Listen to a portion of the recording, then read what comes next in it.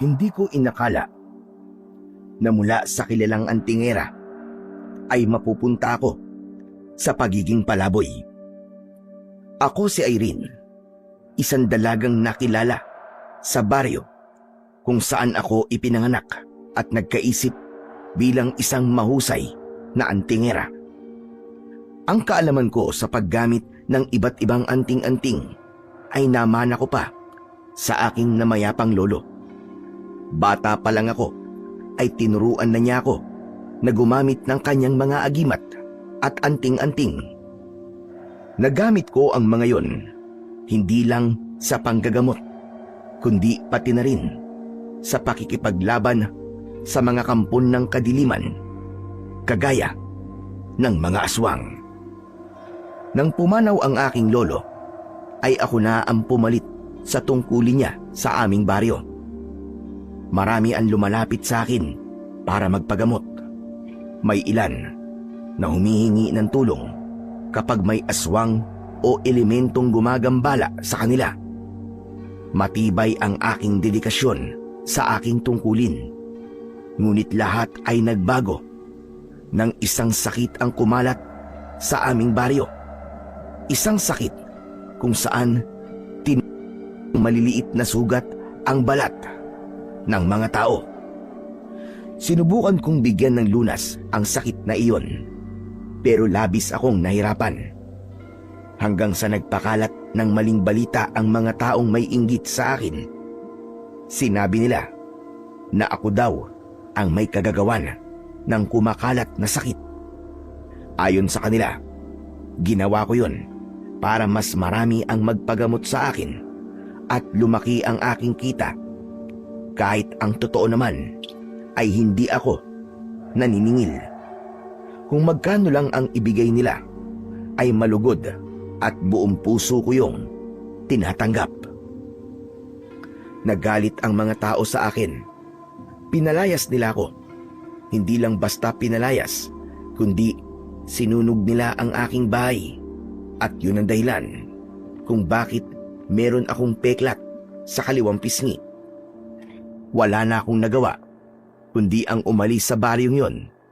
Ang tanging dala ko lang ay ang damit na suot ko at ang anting-anting na unang ipinamana sa akin ng lolo ko. Napunta ako sa kung saan-saang lugar hanggang sa natuto na akong mamalimos para lamang mabuhay. Madalas akong nakatambay sa isang palengke sa isang baryo dahil mababait ang mga tao roon at palaging merong nagbibigay sa akin ng pera at pagkain. Gaya na lamang ng umagang yun. Nakaupo ako sa bukana ng palengke at may lumang lata ng gatas sa aking tabi. Umangat ang mukha ko mula sa pagkakayo ko nang isang matandang lalaki ang napansin kong nakatayo sa aking harapan. Lolo Pedro, kayo ho pala yan. Ang dami niyo naman pong pinamili. Oo nga eh. Alam mo kasi, tuwing Sabado ay nagluluto talaga ako ng marami dahil pinapakain ko ang mga bata sa baryo namin. Aba, napakabait niyo po pala talaga. Hindi naman. Mag-isa na lang kasi ako sa buhay at sobra-sobra para sa akin ang kinikita ko sa pag-aalaga ng baboy. Kaya yung sobra sa biyayang natatanggap ko ay ipinapamahagi ko sa iba. Ay, oo nga pala, kumain ka na ba, Irene? Hindi pa nga po eh. Kulang pa po kasi itong napapalimos ko para makabili po ako ng kahit tinapay man lang. Gusto mo ba na tulungan ako sa pagluluto? Tapos doon ka na rin kumain. Aba, sige po. Alam niyo po ba na mahilig po talaga ako magluto? Aba, tama-tama pala. Kung ganun ay halika na. Kailangan ko kasing magluto kagad. Adobo baboy kasi ang lulutuin ko. At gusto ko papakuluan ko yun ng matagal para malambot na malambot ang karne. Kasi mga bata ang kakain. Tumayo na ako at tinulungan ko si Lolo Pedro sa kanyang mga daladala. Malaki ang tiwala ko kay Lolo Pedro dahil sa tuwing nakikita niya ako ay palagi niya akong binibigyan ng pera o hindi naman kaya ay pagkain. Maaliwalas din ang mukha niya at palangiti siya.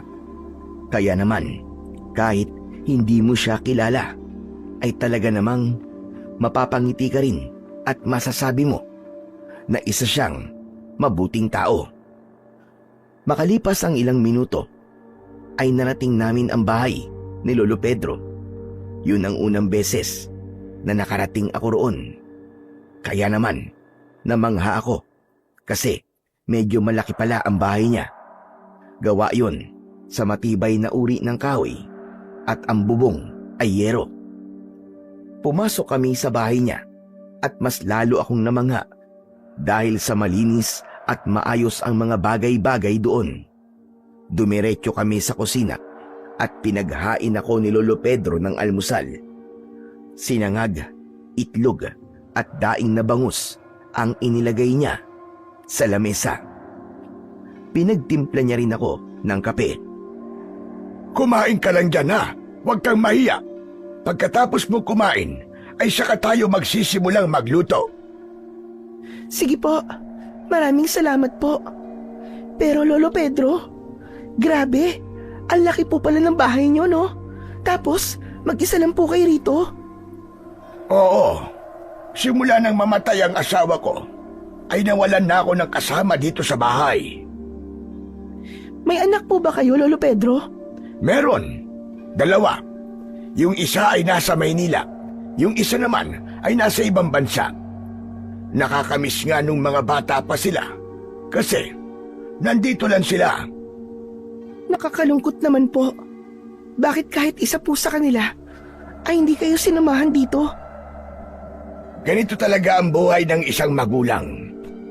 Hindi ko pwedeng pigilan ang mga anak ko sa gusto nilang gawin sa kanilang buhay. May mga pangarap silang gustong tuparin sa ibang lugar. At ayoko naman na maging hadlang ako para maabot nila ang pangarap na yon. Kaya ikaw, Irene, kapag nagkaroon ka na ng mga anak, ay sulitin mo na ang panahon na kasama mo sila. Dahil kapag lumaki na sila at kaya na nilang tumayo sa sarili nilang mga paa, ay malaki ang posibilidad na iwanan ka rin nila. Naku, wala naman po akong balak mag-asawa at magkaroon ng anak. Lalo na sa lagay po ng buhay ko ngayon. Palaboy na nga lang po ako tapos mag-aalak pa po ako. E di, nadamay pa po ako ng inosenteng buhay sa kahirapang meron ako ngayon. Sigurado ako na hindi habang buhay ay nasa ganyan kang sitwasyon. Basta't huwag kang makalimot na tumawag sa Panginoon at samahan mo na rin ng gawa. Pero matanong ko lang, Irene, nasaan pala ang pamilya mo? Parang ang tagal mo na rito sa baryo namin. Pero hindi pa kasi kita nakakausap sa kwento ng buhay mo. Sandali akong natigilan at isang pilit na ngiti ang sumilay sa aking labi. Bumalik kasi sa aking alaala ang buhay ko noon sa aming baryo. Kung ayaw mo sagutin ang tanong ko, ayos lang naman. Abay, pasensya ka na kung masyado ako naging mausisa. Hindi, ayos lang po, Lolo Pedro. May naalala lang po kasi ako sa itinanong niyo sa akin. Gaya niyo po, ay wala na po akong pamilya. Nang namatay po kasi ang lolo ko, ay naging mag-isa na po ako sa buhay. Ang mga magulang ko naman po, ay hindi ko alam kung nasaan. Kaya hindi ko rin po alam kung meron pa po akong pamilya. Meron ka palang pamilya noon. Ibig sabihin, ay meron ka rin bahay. Anong nangyari? At naging palaboy ka? Naku, Lolo Pedro, mahabang kwento po. Okay lang po bang huwag ko munang sagutin ang tanong niyo na yan? Abay, walang problema. O sige na, sige na. Hindi na muna kita kakausapin at tapusin mo na ang pagkain mo dyan. Magsisibak lang ako ng mga panggatong sa labas. Sige po, bibilisan ko na lang po ang pagkain para makapagluto na po tayo. Matamis kong nginitian si Lolo Pedro bago siya lumabas ng bahay. Hindi ko akalain na aabot sa ganun ang kabutihan ng puso ni Lolo Pedro. Ang buong akala ko ay hanggang pagbibigay lang siya sa akin ng pagkain at pera. Hindi naman sa minamaliit ko ang pagtulong niya na yon sa akin. Pero para patuloyin niya ako ng pansamantala sa bahay niya at hayaan niya akong kumain, ay masasabi kong ibang antas talaga yon ng kabutihan at tiwala. Bigla ko tuloy naalala ang lolo ko sa kanya. Hanggang sa naluwa ako habang patuloy ako sa pagkain. Pagkatapos kong kumain ay nagsimula na kaming magluto ni Lolo Pedro. Habang nakasalang ang sinaing ay magkatulong kaming naghiwa ng karne ng baboy at mga bawang. Patuloy kami sa pagkwekwentuhan at sinabi ko sa kanya ang hirap ng isang palaboy.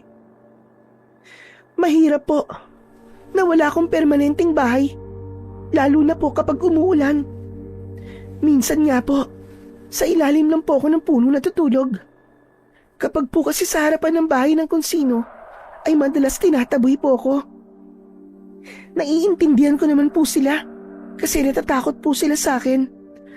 Kahit sino naman po ay matatakot sa itsura kong ito. Ang dungis-dungis ko at ang baho ko pa. Hindi naman lahat ay matatakot sa iyo, Irene.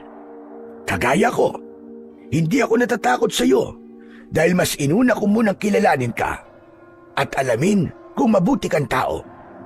Saka, hindi basihan ang itsura o estado sa buhay ng tao para masabi mo kung anong klase siyang tao. Mabuti pa po kayo, Lolo Pedro.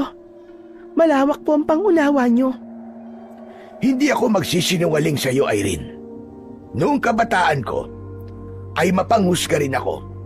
Pero habang tumatanda ako, ay hinayaan ko ang sarili ko na maging bukas ang isip at mas nilakihan ko ang aking pangunawa sa mga bagay-bagay. Hindi nagtagal ay nagsimula na kaming magluto ng adobong baboy. Naglaga na rin kami ng mga itlog kasabay nun. Labis akong natuwa dahil noon lang ulit ako nagluto matapos ang mahabang panahon. Pagsapit ng tanghali ay dumating na ang mga batang pinapakain ni Lolo Pedro. Tumulong rin ako sa kanya sa pamamahagi ng mga pagkain sa mga bata. Hindi nagtagal ay napuno na ang bakuran ni Lolo Pedro ng mga batang kumakain. Napakasarap ng pakiramdam ko ng sandaling yon habang pinanonood ko ang mga bata. Lumapit si Lolo Pedro sa akin. Gusto mo bang sumabay na rin sa pagkain nila? Busog pa po ako, Lolo. Saka, makita ko lang pong masayang kumakain yung mga bata, ay parang busog na rin po ako. Ganito po pala ang pakiramdam ng nakakatulong, no? Ang sarap po sa pakiramdam. Tama ka. Naniniwala rin ako sa kasabihan na mas mabuti na ang ikaw ang tumulong kesa ikaw ang tinutulungan. Naniniwala rin po ako sa bagay na yan, Lolo Pedro. Masarap po talaga ang tumulong sa kapwa natin sa paraan na kaya natin. Wala pong halaga ng pera ang makakatumbas kapag nagpapasalamat na sila sa iyo. Bakit? Tumulong ka na rin ba noon sa baryo kung saan ka nang galing? Opo, pero hindi po gaya nito na nagpapakain po ako sa mga bata. Hindi naman po ako gaya nyo na maraming pera. Sa anong paraan ka tumutulong? Mahirap po kasing ipaliwanag eh. Tumango na lang si Lolo Pedro sa naging sagot ko at hindi na siya nag-usisa pa. Hindi ko sinagot ang tanong ni Lolo Pedro dahil hindi ko alam kung paano ipapaliwanag sa kanya na tumutulong ako noon sa mga tao sa pamamagitan ng panggagamot at pakikipaglaban sa mga aswang gamit ang iba't ibang klase ng agimat at anting-anting. Nang natapos ng kumain ang mga bata, ay nagpasalamat sila sa amin ni Lolo Pedro. Maya-maya pa ay umalis na ang mga bata at tinulungan ko na rin si Lolo Pedro na hugasan ang mga pinaglutuan namin. Meron siyang poso sa likod ng bahay niya at doon namin hinugasan ang mga yon. Hindi nagtagal ay natapos na kami.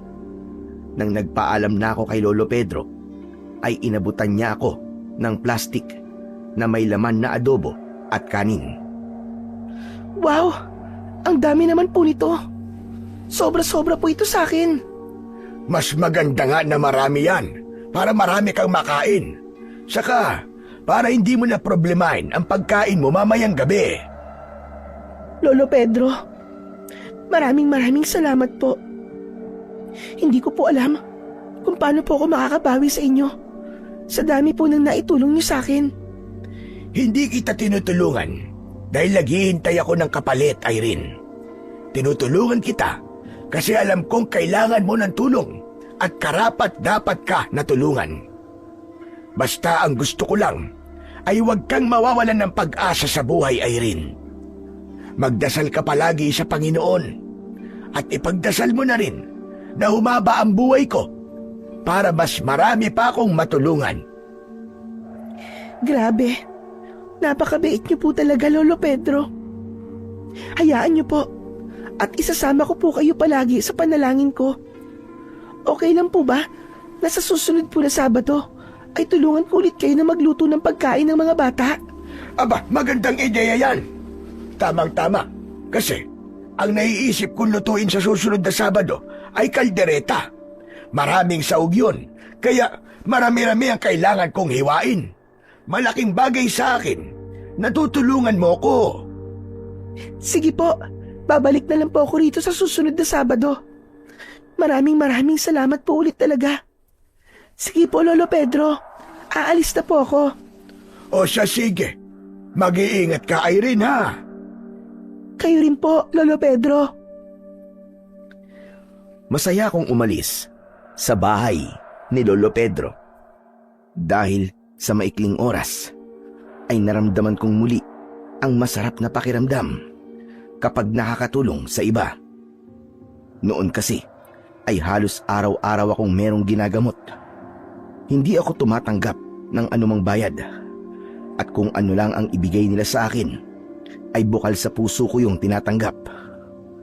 May ilang pagkakataon din na nagagamit ko ang kaalaman ko sa paggamit ng anting-anting kapag kailangan kong makipaglaban sa aswang. Ngunit ang mga bagay na yon ay matagal ko nang tinalikuran. Natakot kasi akong may ibang tao na makaalam na may ganun akong kakayahan dahil baka maulit lang ang nangyari noon sa akin. Nang sandaling yon ay napansin ko na matindi ang sikat ng araw.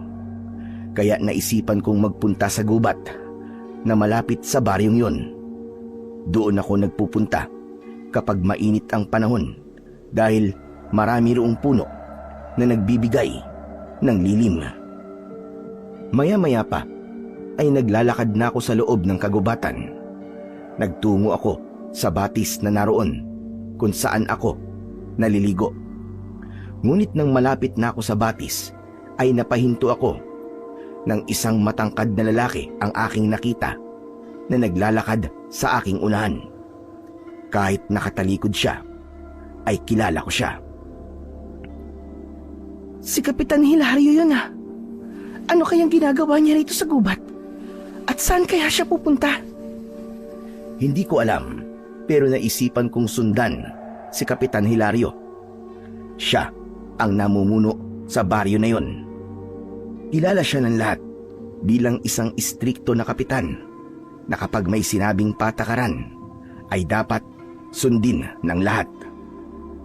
Tahimik kong sinundan si Kapitan Hilario. Halos inabot ako ng kalahating oras sa pagsunod sa kanya hanggang sa huminto siya sa harapan ng isang kuweba. Tinanggal niya ang mga batong nakaharang sa bunganga ng kuweba at saka siya pumasok doon. Bakit pumasok siya sa kuwebang yun? Akala ko ba ay ipinagbabawal niya ang pumasok doon? Ito talagang si Kapitan, oo. Magsasagawa ng patakaran pero siya rin naman pala ang lalabag. Nanatili ako roon ng ilang minuto upang hintayin si Kapitan Hilario. Umupo ako sa ilalim ng isang puno habang nagmamasid sa paligid. Maya-maya pa ay humikab ako dahil bigla akong nakaramdam ng antok. Sumandal ako sa katawan ng puno at saka ako pumikit. Hindi nagtagal ay naramdaman ko ng unti-unti na akong nakakatulog. Hindi ko alam kung gaano na ako katagal natulog nang nagising ako dahil may sumipa sa aking binti. Mabilis akong tumayo at agad kong inihandaan sarili ko sa pakikipaglaban. Mariin kong ikiniyom ang aking mga kamao na parang ako'y isang boksingero na sasabak sa matinding laban. Ngunit agad kong ibinaba ang aking mga kamay nang malaman ko na si Kapitan Hilario pala ang nasa harapan ko. Seryoso ang mukha niya at tila hindi niya nagustuhan na nakita niya ako sa lugar na yon. Ay, pasensya na po kayo. Kayo pala, Kapitan. Akala ko kasi kung sino na. Anong ginagawa mo rito, ha? Nagpapahinga lang po. Saka, dito po talaga ako pumupunta kapag sobrang init po ng panahon. Baka ginagawa mong palikuran ng gubat na to, ha? Naku, hindi po. Grabe naman po kayo manghusga sa akin. Sa palengke po ako nagbabanyo at hindi po rito. Kayo po ba? Kaya po ba kayo nandito? Dahil dito kayo dudumi? Nagpapatawa ka ba? Hindi kasi nakakatawa eh. Naglilibot ako dito dahil gusto kong malaman kung meron ba ditong nagpuputol ng puno ng iligal. Pero Kapitan, parang hindi naman po ganun ang nakita kong ginawa nyo. Nakita ko pong pumasok po kayo ron sa kuweba. Hindi po ba pinagbabawalan yung pumasok ang kahit na sino sa kuwebang yun? Kasi ang sabi nyo ay marami roong makakamandag na ahas. Sinusundan mo ba ako? Opo. Ang ibig ko po sabihin ay opo. Sinundan ko nga po kayo. Pero hindi ko naman po sinasadya. Pupunta po kasi talaga ako sana rito. Doon po sa may batis. Tapos nakita ko po kayo. Nagtaka po ako kung bakit nandito kayo. Kaya po sinundan ko kayo. Nagulat ako nang biglang hinawakan ng maigpit ni Kapitan Hilario ang braso ko at nanlilisik ang mga matang tinignan niya ako. Sinadya mo man o hindi, sinundan mo pa rin ako. Ikaw na palaboy ka. Magpasalamat ka at hinahayaan kitang magpagala-gala sa baryo namin. Gusto mo bang ipadampot kita sa mga pulis, ha? Bakit nyo naman po ako ipapadampot sa mga pulis? Wala naman po akong ginagawang masama. Hindi po ako nagnanakaw at hindi po ako namemerwisyo sa mga tao. Kahit na, pwede pa rin kitang ipahuli sa mga pulis para dalhin ka kung saan ka nararapat. Kaya kung ayaw mong gawin ko yun sa'yo, ay manahimik ka. Huwag mong sasabihin sa kahit na sino na nakita mo akong pumasok sa kuwebang yon. Bakit po, Kapitan? Ano po ba kasing ginawa niyo sa loob ng kuweba? Wala ka nang pakialam doon. Sa bagay, wala dapat akong pakialam kung sabihin mo man sa ibang tao na nakita mo. Dahil wala namang maniniwala sa isang mabahong palaboy na kagaya mo. Ang sakit niyo naman po magsalita, Kapitan. Huwag po kayo mag-alala. Hindi po ako madaldal na tao. Wala po akong pagsasabihan na nakita ko po kayong pumasok sa kuwebang yon. Kahit kayo po mismo nagsabi na bawal pumasok doon. Pwede niyo na po bang bitiwan ang braso ko? Medyo masakit na po kasi. Marahas na binitiwan ni Kapitan Hilario ang braso ko, pero nanatili ang matalim niyang tingin sa akin. Sige na, umalis ka na. At ayokong makikita ka sa gubat na to. Ano po? Hindi po pwedeng hindi na ulit ako pupunta rito. Dito po ako nagpupunta kapag mainit ang panahon. Saka, dun po ako naliligo sa batis. Kahit na, wala akong pakialam. Kapag nakita ulit kita rito, ay ipapahuli na talaga kita sa mga pulis. Huwag mo akong susubukan. Oo na po. Hindi na po ako pupunta rito. Pero Kapitan, ano po ba talaga ang ginawa niyo sa loob ng kuweba? Sinabi nang umalis ka na eh. Opo, eto na nga po, aalis na. Patakbo akong lumayo kay Kapitan Hilario. Sandali ko siyang nilingon at nakatayo pa rin siya kung saan ko siya iniwanan. Nakatingin siya sa akin na para bang sinisiguro niyang aalis na talaga ako. Ano kaya talaga ang ginawa ni Kapitan dun sa loob ng kuweba? Sigurado ako na meron siyang itinatago, kaya ayaw niya akong bumalik dito sa gubat. Kahit gusto kong alamin ang dahilan kung bakit nagpunta sa kuweba si Kapitan Hilario at tila kinikiliti ako ng aking kuryosidad, ay mas pinili ko pa rin na sundin na lang kung ano ang sinabi niya. Ayoko kasing mapaalis sa baryong yun, lalo na't komportable na ako ron.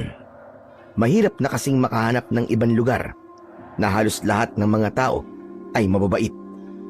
Sa mga naunang baryo kasi na napuntahan ko, ay palagi akong pinagtatabuyan dahil hindi lang palaboy ang tingin sa akin, kundi isang baliw na dapat iwasan. Pagsapit ng gabi ay pinili kong matulog sa ilalim ng isang puno na nasa tabi ng kalsada. Meron doong mahabang upuan na gawa sa kawayan, kaya kahit paano ay komportable roon. Minsan kasi ay merong aso na nakatali sa puno na yon, kaya minsan lang ako nakakatulog doon. Inilagay ko sa ilalim ng upuan ng sako na naglalaman ng mga bagay na napupulot ko sa daan at basurahan na sa tingin ko ay mapapakinabangan ko. Humiga na ako sa upuan at namaluktot ako para kahit papano ay mabawasan ang lamig na aking nararamdaman. Hindi pa man ako tumatagal sa pagkakahiga nang may narinig akong mga lalaki na kumakanta. Sa klase ng boses nila ay alam ko na mga lasing ang mga yon. Hindi ko sila pinansin at nanatili akong nakapikit. Ngunit napapitlag ako nang may humawak sa aking hita. Napabalikwas ako ng bangon at nilukob ako ng takot nang nakita ko na nasa harapan ko yung dalawang lasing na lalaki. Namumungay ang mga mata nila at puno ng pagnanasang nakatingin sila sa akin. Anong ginagawa niyo? Umalis na kayo dahil sisigaw ako. Tinawanan lang nila ako. Sinabi ng isa na wala silang pakialam kahit sumigaw ako. At ang sabi pa niya ay pagbigyan ko na daw sila sa gusto nilang gawin sa akin. Huwag na raw akong pumalag at magpasalamat na lang daw ako dahil kahit isa kong mabahong palaboy ay meron pang papatol sa akin.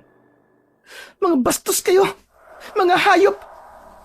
Para sa kaalaman nyo, kahit palaboy ako at pabaho, ay hindi ako papatol sa mga kagaya niyong mukhang paa na tinubuan ng muka. Umalis na kayo! Hindi nyo alam ang kaya kong gawin! Magsilayas kayo!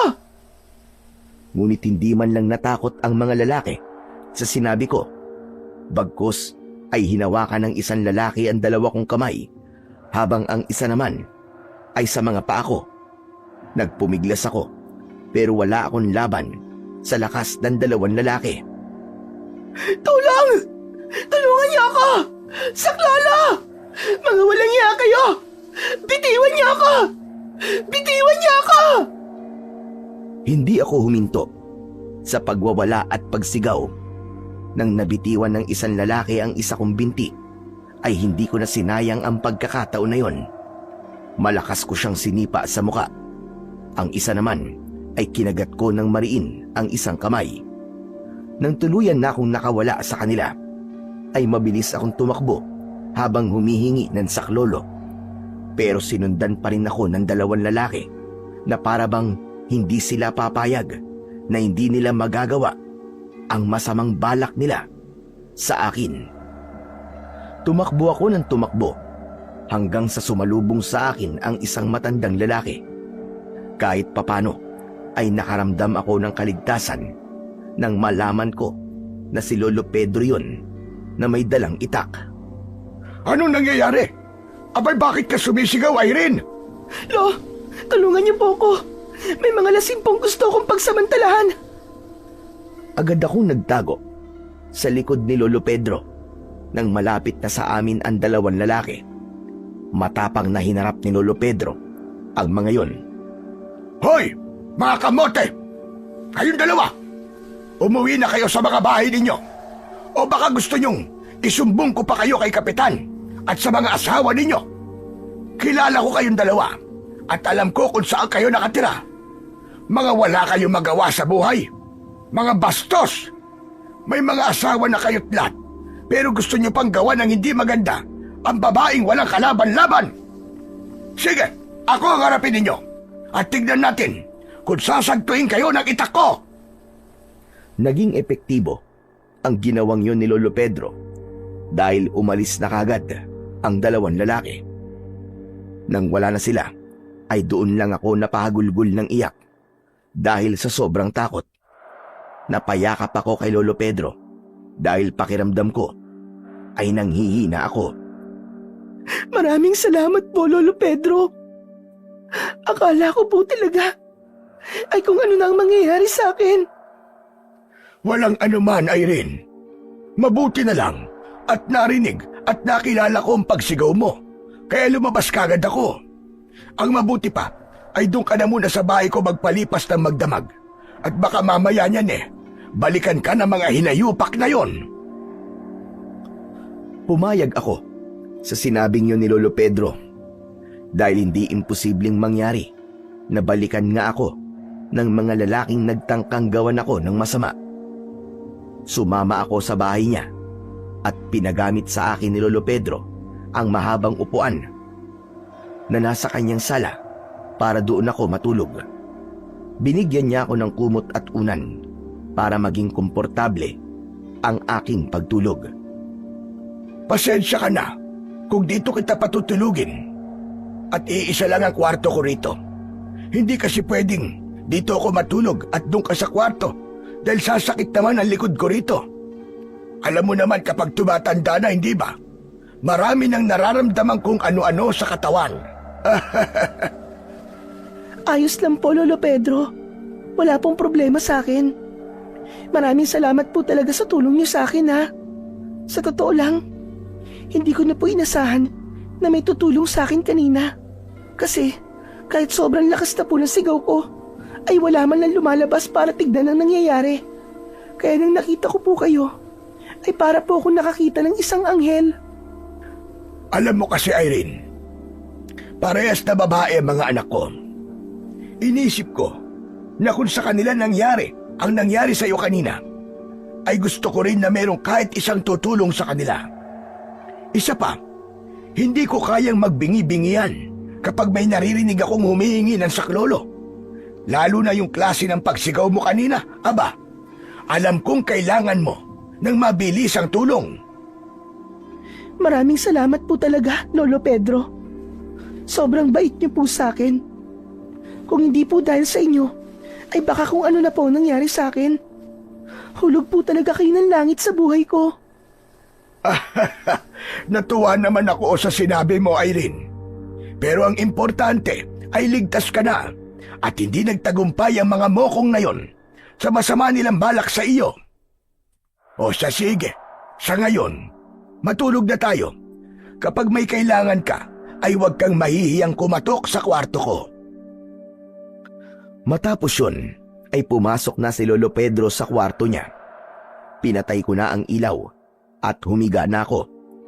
Binalot ko ang katawan ko ng kumot at sa unang pagkakataon, simula nang naging palaboy ako, ay naranasan ko ulit matulog ng komportable.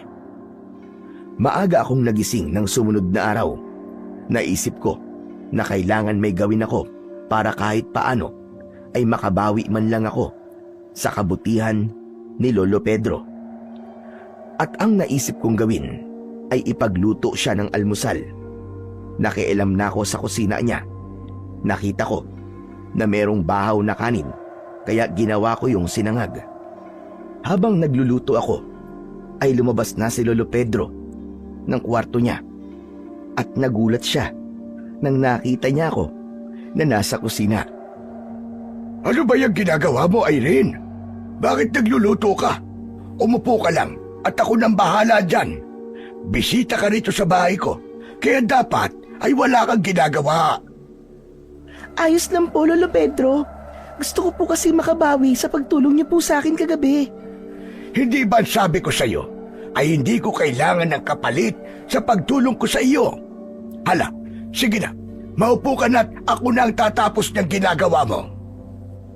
Hinayaan ko na lang si Lolo Pedro na magluto. Habang pinanonood ko siya, ay mas lalo kong naaalala sa kanya ang namayapa kong lolo. Makalipas ang ilang sandali, ay magkasabay na kaming kumakain ng almusal. Oo nga pala, Irene. Meron akong iaalok sa'yo. Naisip ko kasi kagabi na hindi ligtas para sa isang babae na kagaya mo ang walang bahay at sa labas lang natutulog. Kaya kung gusto mo at ayos lang sa'yo, dito ka nalang maniraan sa bahay ko. At para hindi ka mailang, kasi baka isipin mong libre ang paninirahan mo rito, pwede mo akong tulungan sa pag-aalaga ng mga baboy. Gusto mo ba yon? Talaga po? Papatirahin niyo po ako rito? Abay, oo naman. Ramdam ko na mapagkakatiwalaan kang tao at mas makakabuti sa'yo ang may permanenteng bahay. Hindi ko po tatanggihan yung alok niyo, Lolo Pedro. Maraming salamat po talaga. Bilisan mo ang pagkain mo at mamaya ay bibili tayo ng mga damit mo sa bayan.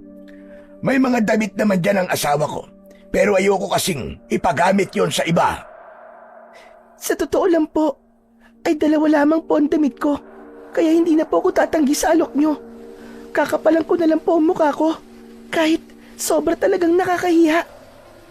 Hindi mo kailangan mahiya sa akin, kasi ako naman ang nag-alok sa'yo.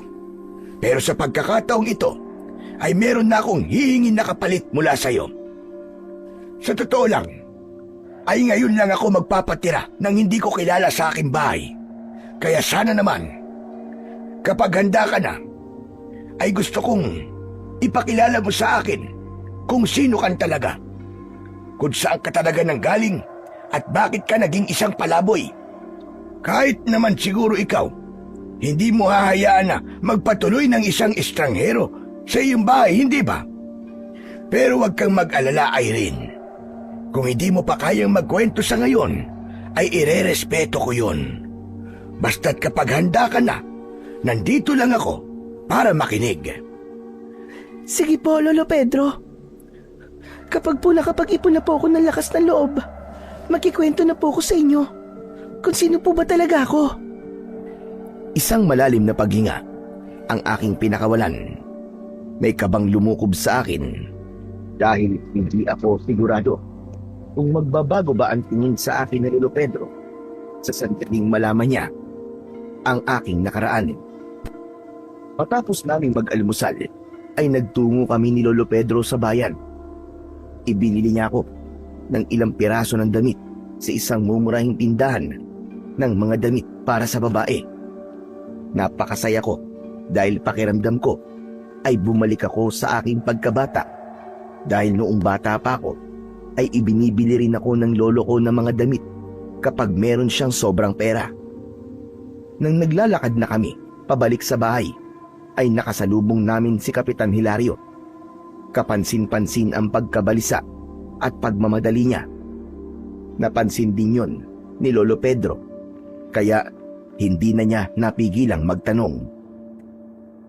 Kapitan, saan ang punta mo? At para yatang balisa ka? Pupunta ako sa gubat. Ang sabi kasi ng mga tao, may natagpo ang bangkay ng lalaki roon. Ano? Na naman? Hindi ba doon nakaraang buwan lang may natagpuan din bangkay sa gubat? Napakakukulit kasi ng mga tao rito. Sinabi ko na huwag silang magtutungo sa gubat dahil may mababangis na hayop doon. Pero hindi sila nakikinig sa akin. Hindi ba nakakabahala na ang nangyayari dito sa baryo natin, Kapitan? Para bang parami na ng parami ang napapatay na mga tao sa gubat? Saka, gaano ba tayo kasigurado na hayop nga ang pumatay sa kanila? Bakit? May iba pa bang gagawa ng ganong karumal-dumal na pagpatay?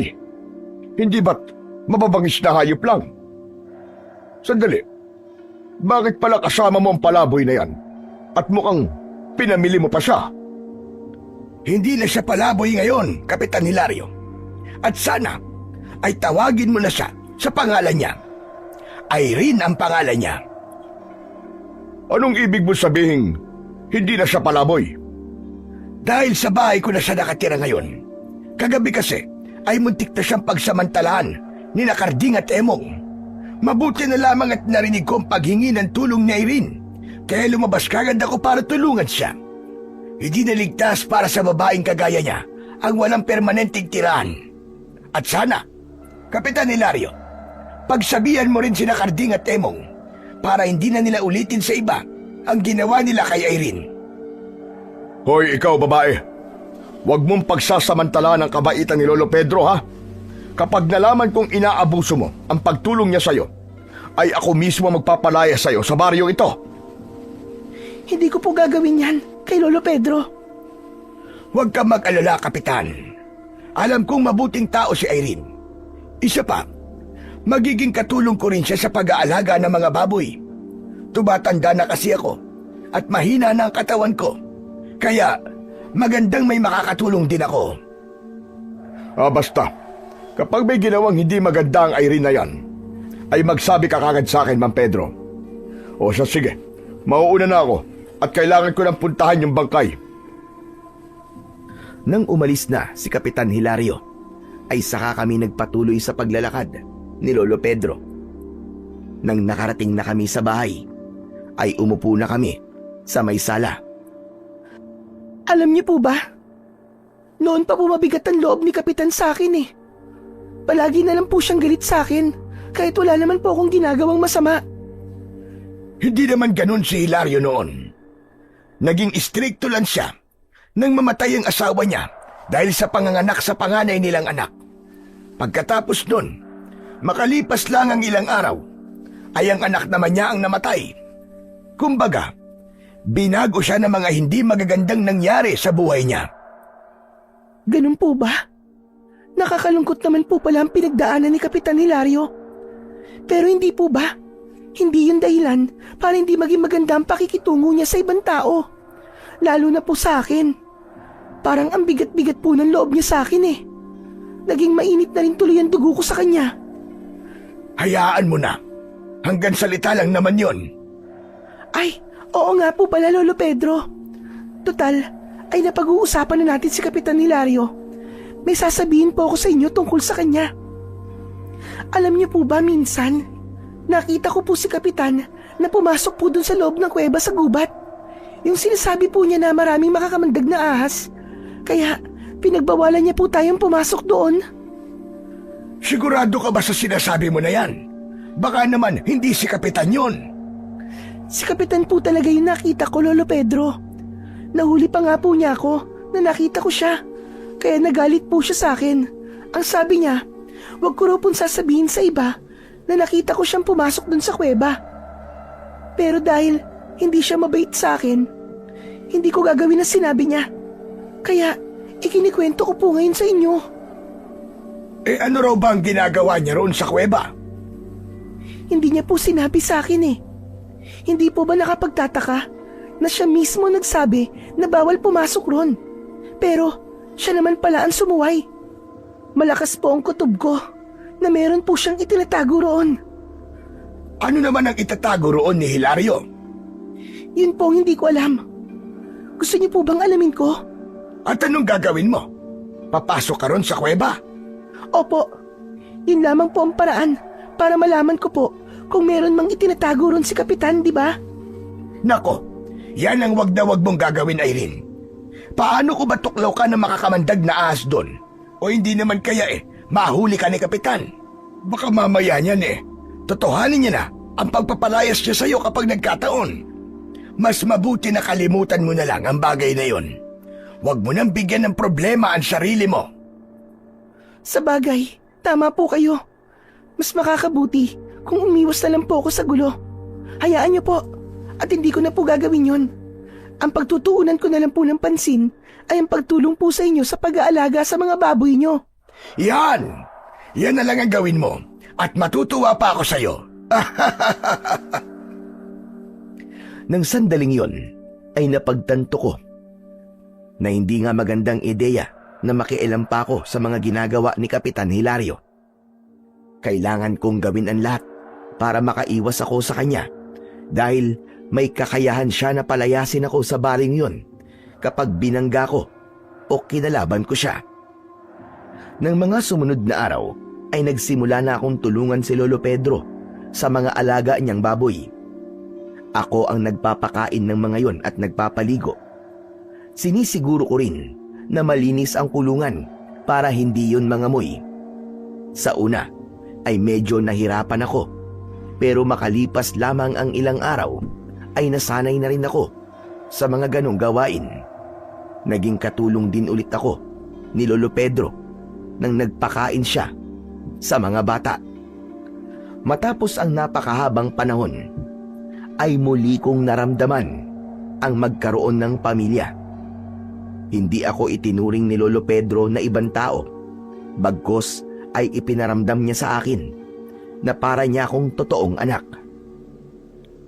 Isang umaga, nagpaalam sa akin si Lolo Pedro na bibili siya ng tinapay sa panaderya. Habang wala siya, ay nagpainit na ako ng tubig para sa aming kape. Kumulo na ang tubig at naisaling ko na yon sa termos, pero hindi pa rin siya bumabalik. Naghintay pa ako ng ilang minuto, pero wala pa ring Lolo Pedro ang dumating. Bakit kaya ang tagal ni Lolo? Saan pa kaya siya nagpunta? Ang mabuti pa kaya puntahan ko na siya sa panaderya. Baka mamaya napakwento siya roon. Isinarado ko ang pinto nang umalis ako. Nagpunta ako sa panaderya, pero wala roon si Lolo Pedro. Hanggang sa nakita ko sa hindi kalayuan ang mga taong nagkukumpulan. Nang dahil sa kuryosidad ay lumapit ako roon at nagimbal ako nang malaman ko na isang bangkay ng babae ang kanilang pinagkakaguluhan. Napatda ako dahil sa itsura ng bangkay at sigurado ko na aswang ang salarin sa pagpatay na yon. Sa itsura pa lang ng mga kagat at kalmot ng babae sa iba't ibang parte ng katawan, ay alam kong aswang ang may kagagawa nun. Bukod doon ay wakwak din ang kanyang tiyan at durog ang kanyang mga lamang loob. Nanlamig akong umalis dahil bigla akong nilukob ng matinding takot. Ibig sabihin ay aswang pala ang pumapatay sa mga tao sa baryong yun. Yun kasi ang unang beses na nakita ko ang biktima ng misteryosong pagpatay na nangyayari doon. Kaya sa oras na yun ko lang napagtanto ang bagay na yun. Pagdating ko sa bahay ay naroon na si Lolo Pedro. Nag-alala siya nang napansin niyang tulala ako at namumutla. Anong nangyari sa'yo? Saan ka ba nagpunta at pag-uwi ko wala ka na rito? Ang tagal niyo po kasing bumalik, kaya hinanap ko po kayo. Tapos, Lolo Pedro, nakita ko po yung bangkay na pinagkakaguluhan ng mga tao. Natakot po ako nung nakita ko yung bangkay. Abay, bakit kasi nagpunta ka pa roon? Doon din kasi ako galing, kaya ako natagalan. Nagkasalisi pala tayo. Sandali, at ikukuha kita ng tubig at namumutla ka para ka nakainom ng suka. Habang kumukuha ng tubig sa kusina si Lolo Pedro, ay hindi maalis-alis sa utak ko ang katotohanang may aswang nga sa baryong yon. Nang pinalayas ako sa baryo namin, ay hiniling ko na sana ay wag akong mapunta sa lugar na may aswang dahil gusto ko na talagang talikuran ang aking nakaraan. Pero mukhang kahit saan pala ako magpunta, ay susundan ako ng aking bangungot. Maya-maya pa ay inabot sa akin ni Lolo Pedro ang isang baso ng tubig na agad kong ininom. Kumusta na ang pakiramdam mo, Iha? Medyo maayos na po. Salamat. Mukhang hindi ka sanay makakita ng bangkay, ano? Sa bagay, kahit sino naman ay matatakot kapag nakakita ng ganoon. Tama po kayo. Yung mga naunang pinatay po ba ay katulad ng paraan ng pagpatay dun sa babae? Oo, pare-pareha silang mukhang nilapa ng isang mabangis na hayop. Nakakaawa na talaga nagiging biktima ng mabangis na hayop na yun sa gubat. Dapat ay meron ng gawing aksyon si Kapitan tungkol sa bagay na yun. Nakakatakot na dito na sa mismong baryo at hindi na lang sa gubat nangyari ang pagpatay. Hindi na ako nagsalita pa dahil hindi ko alam kung papaniwalaan ba ako ni Lolo Pedro kapag sinabi ko na isang aswang ang pumatay sa babaeng yon at sa mga nauna pang biktima. Pagsapit ng gabi ay hindi ako makatulog. Patuloy kong iniisip kung ano ang dapat kong gawin sa nangyayari sa baryong yon. Nagtatalo ang isip ko kung dapat na ba akong bumalik sa pagiging antingera o hayaan ko na lang na magpatuloy ang mga patayan dahil nangako ko sa akin sarili na ibabaon ko na sa limot ang aking nakaraan. Hinawakan ko ang anting-anting na nakasabit sa akin leeg. Naramdaman ko ang bagyang pag-init nun.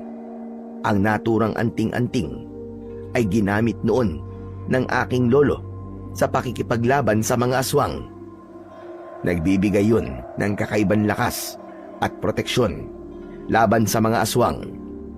Mararamdaman din ng nagmamay-ari ng anting-anting kung meron bang malapit na aswang sa paligid. Naputol ang pag-iisip ko nang narinig ko na tila nagwawala ang mga baboy sa kulungan. Napakaingay nila na para bang may kung anong umaatake sa kanila. Hindi nagtagal ay lumabas si Lolo Pedro sa kwarto niya. Dumiretso siya sa kusina at paglabas niya ay may dala siyang itak. Agad akong bumangon at tumarang ako sa pinto nang akmang lalabas siya. Teka, Lolo Pedro, saan po kayo pupunta? Sa kulungan ng baboy. Mukhang may magnanakaw doon. Sasamahan ko na po kayo. Wag na. Dito ka na lang. At baka kung mapano ka pa. Hindi po ako papayag na mag-isa po kayo lalabas, Lolo Pedro. Sasamahan ko po kayo. Sandali akong tinignan ni Lolo Pedro at nang naramdaman niya na desidido akong samahan siya, ay pumayag na rin siya. Kinuha ko ang lampara at sinindihan ko yun. Pagkatapos ay magkasama kaming naglakad papunta sa kulungan ng baboy. Habang papalapit kami roon ay nanlamig ako nang nakita ko ang isang nilalang na inaatake ng mga baboy. Kahit ang hugis ng katawan niya lang ang nakikita ko, ay sigurado ko na isa yung aswang. Hoy! Itigil mo yan! Walang hiya ka! Anong ginagawa mo sa mga baboy ko? Humarap ang aswang sa amin at agad yun tumakbo papalapit sa amin ni Lolo Pedro. Mabilis kong inagaw kay Lolo Pedro ang itak. Inilapag ko ang lampara sa lupa at tumakbo ako pasugod sa aswang. Ngunit nang tatagain ko na siya, ay agad niya akong sinunggaban. Nang sasakmalin niya na ako gamit ang matutulis niyang pangil, ay mabilis kong isinangga ang aking braso. Napasigaw ako nang bumaon ang mga ngipin niya sa aking balat. Malakas kong itinulak ang aswang. Agad akong tumayo at buong puwersa ko siyang sinipa sa tiyan. Tumalsik ang aswang at nagpagulong-gulong siya palayo. Nang tumayo ang aswang, ay mabilis siyang tumakbo hanggang sa nawala na siya sa paningin ko. May pag-aalalang lumapit sa akin si Lolo Pedro. Diyos ko! Nakagat ka niya, Irene! Halika sa loob at kailangang malinisan ang sugat mo! Hindi na po. Ayos lang po ako. Hindi naman po malalim tong sugat ko. At saka, malayo po to sa bituka. Anong ayos lang? Tignan mo nga at napakarami ng dugo ang nawawala sa iyo. Ayos lang po talaga ako. Ang mabuti pa po, ay tignan na lang po natin yung mga baboy nyo. Kinuha ko ang lampara at naglakad ako papunta sa kulungan. Wala nang nagawa si Lolo Pedro kundi ang sundan ako. Nanlumo kami dahil 2 baboy ang nagawang patayin ng aswang. Ay naku po, Diyos ko! Yung mga inahin pa talaga ang pinatay niya. Pero sino kaya yun? Bakit ganun ang itsura niya? Para siyang isang halimaw. Tama po kayo, Lolo Pedro. Isa nga po yung halimaw. Isa po yung aswang. At malamang, siya rin po ang pumapatay ng mga tao dito sa baryo. Ano ba't sinasabi mo, Irene? Bakit kung makapagsabi ka ng aswang Parang ilang beses ka nang nakakita ng aswang. Maraming beses na po ako nakakita ng aswang. At hindi lang po basta nakakakita. Kung hindi, nakikipaglaban din po ako sa kanila. Teka, hindi ko maintindihan ang sinasabi mo. Sa loob na lang po tayo mag-usap. Hindi po ba?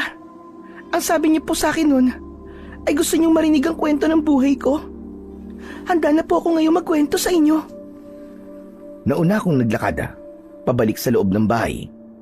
Agad namang kumuha si Lolo Pedro ng panlinis ng sugat at habang nililinis niya ang sugat ko ay nagsimula na akong magkwento sa kanya. Naisip ko na kailangan ko nang sabihin kay Lolo Pedro kung sino ba talaga ako at ano ang aking nakaraan upang mas maunawaan niya ang totoong nangyayari sa kanilang baryo. Sinimulan kong ikwento sa kanya ang naging pagsasanay sa akin ng lolo ko para maging isang antingera. Sinabi ko rin sa kanya ang mga ginagawa ko sa baryo kung saan ako nanggaling. Hanggang sa may nagpakalat ng maling balita na ako ang may kagagawan ng nakakahawang sakit na kumalat noon sa aming baryo. Nagalit po ang mga tao sa akin dahil inisip po nilang totoo ang lahat ng paratang sa akin. Sinabi nilang kailangan kong umalis. Pero nagmatigas ako kasi hindi ko kayang iwanan ang lugar kung saan ako isinilang at lumaki. Pero sinunog po nila ang bahay ko isang gabi habang natutulog ako.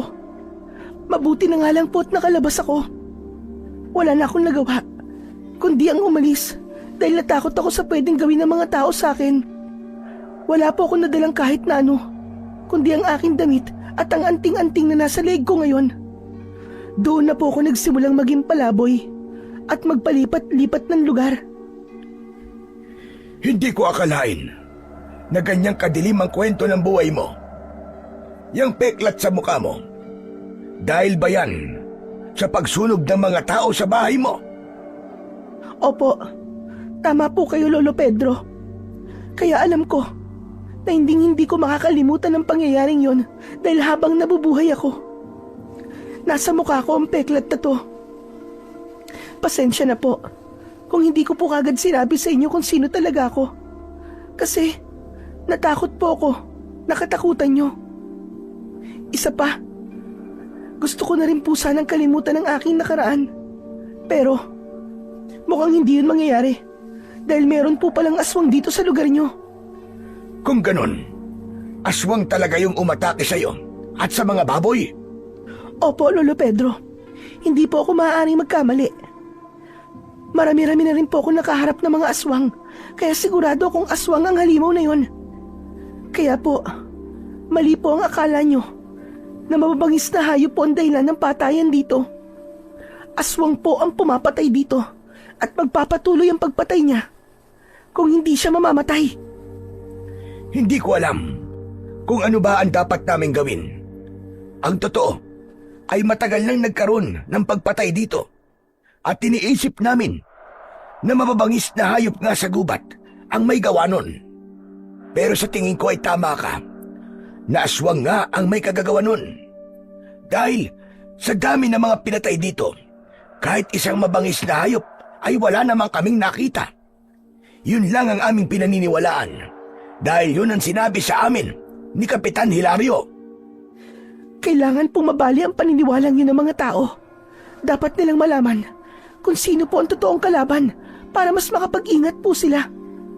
Ang problema lang ay kung maniniwala ba sila sa akin. Huwag kang mag-alala dahil may naisip akong paraan para maniwala sila sa atin. Anong paraan po? Kakausapin natin si Kapitan Hilario. Sasabihin natin sa kanya ang natuklasan mo nang sa ganon ay siya naman ang magsasabi sa mga tao. Kapag si Kapitan Hilario ang nagsabi nun sa mga tao, ay sigurado ako na maniniwala sila. Ang tanong po ay kung papaniwalaan ba tayo ni Kapitan? Kailangan niyang maniwala dahil dito nakasalalay ang kaligtasan nating lahat. Malaking bagay na alam ng mga tao na may aswang dito. Gaya ng sabi mo, para yon makapag-ingat sila at seryosohin nila ang patayang nangyayari. Kailangan natin subukang kausapin si Kapitan. Nang sandaling yon ay mas lalong tumindi ang aking kaba dahil wala akong ideya kung papaniwalaan ba kami ng mga tao, lalo na ni Kapitan Hilario. Labis din akong nagpasalamat kay Lolo Pedro dahil naniwala siya sa akin. Ibig sabihin lang nun ay meron akong kakampi sa posibleng magiging laban ko. Kinabukasan ng umaga ay agad kaming nagtungo ni Lolo Pedro sa bahay ni Kapitan Hilario. Pinagbuksan naman niya kami ng pinto at pinapasok niya kami. Nang nakaupo na kami ay doon na nagsimula ang aming pag-uusap. Ano palang kailangan nyo at nagpunta kayo sa akin ng ganito kaaga? Sandali, tama ba ang hinala ko, Lolo Pedro? May ginawang hindi magandang palaboy na yan? Kaya nandito kayo para magsumbong? May pangalan ako. Irene.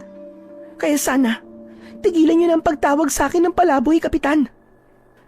Kahit kasi maayos na ang bihis mo at hindi ka na mabaho, ay hindi na maalis sa utak ko ang imahe mo bilang isang palaboy. Yun na nakatatak sa utak ko eh.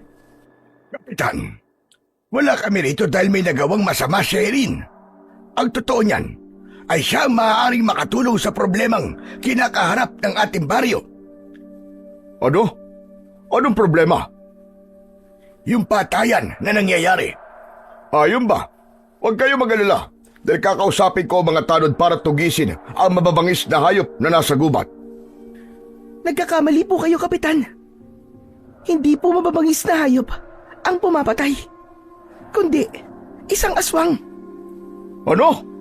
Aswang? Ano ba sinasabi mong aswang? Hindi ka lang pala palaboy, kundi isang baliw. Ang dapat sa'yo ay nagpapatingin sa doktor sa utak. Totoo ang sinasabi ni Irene, Kapitan. Ma'am Pedro, hindi ako makapaniwalang nabilog na ng babae niya ng ulo mo at nagawa niyang paniwalain kang may aswang dito sa lugar natin.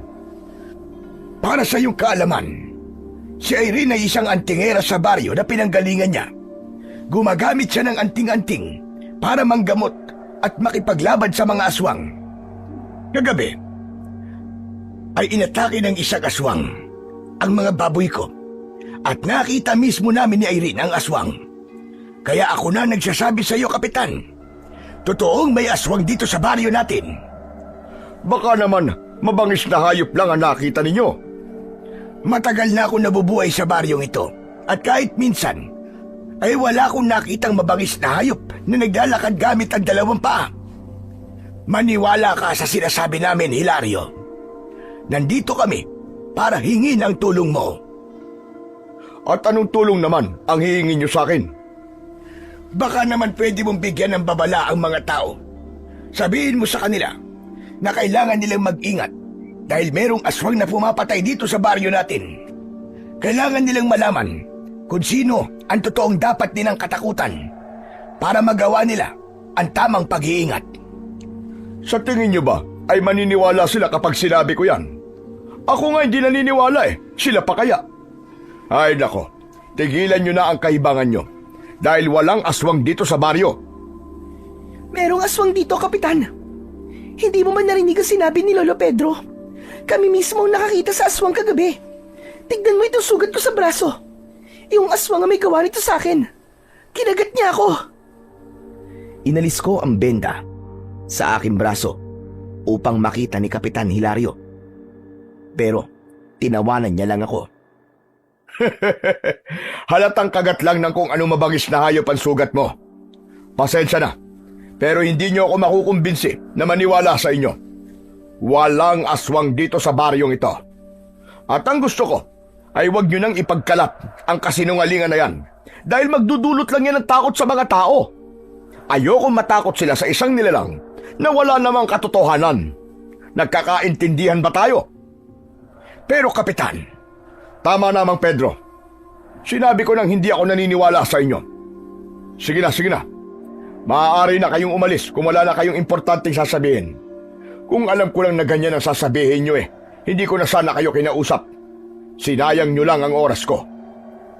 Lolo, tara na po. Huwag na po natin si Kapitan. Maniwala sa atin. Nauna na akong tumayo at lumabas ng bahay na yon. Hindi nagtagal ay sumunod na sa akin si Lolo Pedro at naglakad na kami pabalik sa bahay. Ano nang gagawin natin ngayon? Hindi natin makuha ang tulong na kailangan natin mula kay Kapitan Hilario. Kailangan pa rin po natin sabihin sa mga tao ang tungkol sa aswang. Tutal, hindi naman tayo tutulungan ni Kapitan sa bagay na yon. Pero baka hindi tayo paniwalaan ng mga tao, Irene. Si Kapitan Hilario lamang ang pinaniniwalaan ng mga tao rito. Kailangan pa rin po nating subukan. Kesa naman wala tayong gawin, di ba? Sa bagay, tama ka. Siguro naman kahit isa o dalawa ay merong maniniwala sa atin. Nagkasundo kami ni Lolo Pedro na sabihin na kagad sa mga tao ang tungkol sa aswang. Hindi na kami nagsayang ng oras at ginawa namin yun kagad sa araw ding yun.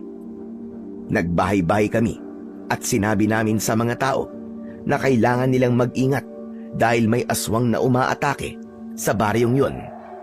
Ipinaalam din namin sa kanila na aswang ang pumatay sa mga naunang natagpo ang patay at hindi mabangis na hayop ang may kagagawan. Inabot kami ng ilang oras bago kami natapos. Tanghali na nang nakabalik kami sa bahay. Nagpahinga muna kami at naupo kami sa sala. Sa tingin niyo po ba, Lolo Pedro? Ay, may naniwala po sa mga sinabi natin? Sa totoo lang, hindi ako sigurado sa bagay na yan. Pero maganda na ginawa natin ang parte natin. Nasa sa kanila na kung maniniwala ba sila o hindi. Pero, hindi ko pa po nagagawa ang parte ko. Hindi ko po kayang walang gawin, Lolo Pedro.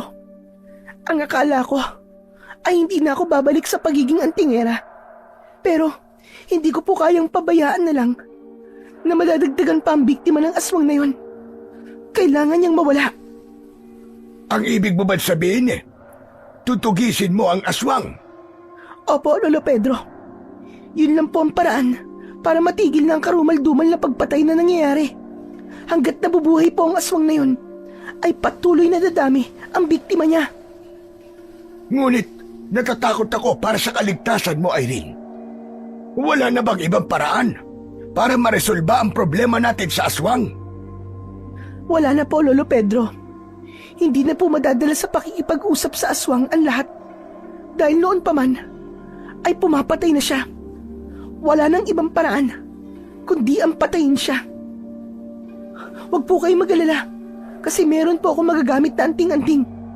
Ito pong suot ko sa leg ko ay mabisang panlaban sa mga aswang. Ito po ang tutulong sa akin sa pagpatay sa kanya. Sa bagay, ikaw lang ang may kakayahan na harapin ang aswang na yon. Wala namang kasing antingero o manunugi sa lugar na ito. Pero Irene, Iha, mag-iingat ka. Kung kailangan mo ng tulong ko, ay magsabi ka lamang sa akin. Huwag po kayong mag-alala, Lolo Pedro. Hindi po ito ang unang beses na gagawin ko ito. Nangangako po ako sa inyo na magtatagumpay tayo. Pero kailangan ko pong maganda at magsanay ulit. Matagal-tagal na po kasi nung huling beses ako nakipaglaban sa mga aswang. Ibinigay ni Lolo Pedro ang suportang kailangan ko. Hinayaan niya akong magsanay sa likod ng bahay niya. Muli akong humawak ng itak para gamitin yun sa pagsasanay sa pakikipaglaban. Hindi ko rin kinalimutang dasalan at ritwalan ang aking anting-anting upang muling magising ang kapangyarihang taglay nun. Isang umaga, habang nagsasanay ako sa likod ng bahay, ay pinapanood ako ni Lolo Pedro. Nagulat kami nang narinig namin ang galit na boses ni Kapitan Hilario na tinatawag ang aming pangalan. Ibinaba ko ang itak at magkasama kaming nagpunta sa harapan ng bahay. Doon ay nakita namin si Kapitan Hilario na matalim ang mga mata at nagpupuyos sa galit. Hilario, ikaw pala. Bakit naman ang init-init ng ulo mo? Napakaaga pa. Nagtanong ka pa. Hindi ba tag-uusap na tayo? Ang sabi ko ay huwag niyong ipagkakalat sa mga tao ang kasinungalingan niyo tungkol sa aswang. Narinig mo bang pumayag kami sa gusto mong gawin namin? Isa pa, hindi kasinungalingan ang pinagkakalat namin. Yun ang katotohanan. Kaya kailangan mo yung paniwalaan. Talagang pinanindigan mo ang kasinungalingan mo, ha? Tignan niyo ang nangyayari. Nang dahil sa ginawa niyo, ay maraming tao ang takot na takot na nagpupunta sa bahay ko para tanungin ako kung totoong may aswang. Mas mabuti nang matakot sila para makapag-ingat sila. Hindi ka talaga nag-iisip, ano? Alam kong ikaw ang nagsiksik sa utak ni Mang Pedro ng kasinungalingan na yon. Dapat pala ay noon pa kita pinalaya sa baryong ito. Mas mabuti na nandito si Irene dahil may kakayahan siyang labanan ng aswang. Siya lang ang makakatulong sa atin para matapos na ang nangyayaring patayan dito sa atin. At anong tulong ang magagawa ng isang palaboy, ha? Talagang nalaso na ng palaboy na yan ang utak mo, Mang Pedro. Bakit ikaw, Kapitan? Ano bang aksyon ang ginagawa mo sa mga nangyayaring patayan? Nalaman ko kay Lolo Pedro na matagal na pala itong nangyayari at matagal na kayo naniniwala na mabangis na hayop ang salarin sa mga patayan. Pero ano bang ginagawa nyo? Bakit hanggang ngayon ay may namamatay pa rin sa ganung paraan? Umurong ang dila ni Kapitan Hilario sa sinabi ko na yon. Tila nasukol ko siya sa pagkakataon na yon. Maya-maya pa ay dinuro niya ako habang gigil na gigil siya sa akin na para bang gusto niya na akong saktan. Hindi pa rin ako naniniwala sa inyo. Lalong-lalo na sa'yo. Wala akong tiwala sa'yo. Sisiguraduhin ko na malalaman ko ang dahilan mo kung bakit ka nagpapakalat ng hindi totoong balita sa baryo namin. Hindi pa ako tapos sa'yo, babae ka. Sisiguraduhin ko na magsisisi ka sa ginawa mong ito. Galit na umalis si Kapitan Hilario. Hindi ko maiwasang makaramdam ng takot, lalo na sa huling sinabi niya, dahil may kasama yon na pagbabanta. Lolo Pedro, hindi kaya palayasin na talaga ako dito ni Kapitan Hilario? Nako, wag mong intindihin ang sinabi niya. Ang pagtuunan mo ng pansin ay ang pagsasanay mo. At baka mamayang gabi o sa mga susunod na gabi ay makakaharap mo na yung aswang. Pero, bakit po kaya ganun ang reaksyon ni Kapitan nang ipakalat natin sa mga tao na merong aswang? Para bang masyado siyang galit, imbis na magsagawa siya ng investigasyon kung totoo nga bang may aswang o wala. Anong ibig mo sabihin, Irene? Parang meron po siyang hindi sinasabi kung bakit ganun ang reaksyon niya. Kung ano man po yun, ay hindi ko alam. At sa tingin ko, ay kailangan ko po yung malaman. Nako, wala yun. Ganun lang talaga si Hilario. Mahirap para sa kanya ang maniwala sa aswang. Kasi, ngayon lang namin nalaman na meron palang aswang dito. Pero huwag kang mag-alala. Dahil sigurado ko na kapag napatunayan natin na may aswang talaga, ay maniniwala din yun sa atin. Hindi na ako nagsalita pa. Pero sa kabila ng sinabi ni Lolo Pedro, ay hindi nawala ang pagdududang naramdaman ko kay Kapitan Hilario. Malakas talaga ang kutob ko na meron siyang itinatago at yun ang kailangan kong alamin. Kinabukasan, muli kaming ginulat nang dahil sa isang hindi magandang balitang kumalat. Ayon sa kwento na nakarating sa amin, ay isang pamilya ang inatake ng isang nakakatakot na nilalang. Pinatay ng nilalang na yon ang asawa at 2 anak ng lalaki. Ayon sa lalaki, ay totoo ang aswang at yun ang pumatay sa buong pamilya nito.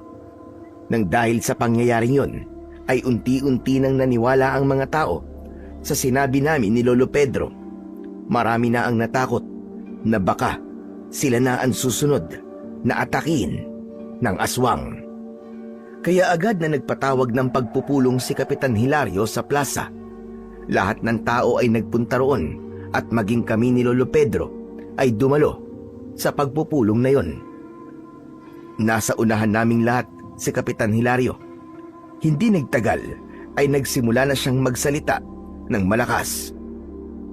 Mga kababaryo, alam ko lahat kayo ay natatakot ngayon dahil sa nangyari noong nakaraang araw. Alam ko rin na natatakot kayo dahil inaakala nyo na aswang ang pumatay sa mag-iina ni Roberto. Pero alam ko na ganun ang iniisip nyo. Dahil may mga tao na nagpakalat ng maling impormasyon sa ating baryo. Sinabi nila na merong aswang dito sa ating baryo, kahit wala naman yung katotohanan. Pero Kapitan, paano may papaliwanag ang sinabi ni Roberto na isang malahalimaw na nilalang ang umatake sa bahay nila? Hindi mo na masasabing mabangis yung hayop. Alam kong hindi mabangis na hayop ang pumatay sa mag-iina ni Roberto. Ang pumatay sa kanila ay isang tao na nagpanggap na isang aswang. Ginamit niya ang kumalat na kwento na may aswang dito sa atin. Nagkunwari siyang aswang upang isipin ng mga tao na aswang nga ang may kagagawa nun para mahirapan tayong tukuyin kung sino ang totoong pumatay. Pero huwag kayong mag-alala dahil hindi ako titigil hanggat hindi nananagot sa batas ang pumatay sa mag-iina ni Roberto. Sa ngayon, ang gusto ko ay alisin nyo sa mga utak nyo na merong aswang sa baryo natin dahil ang bagay na yon ay walang katotohanan. Napailing ako sa mga sinabing yun ni Kapitan Hilario.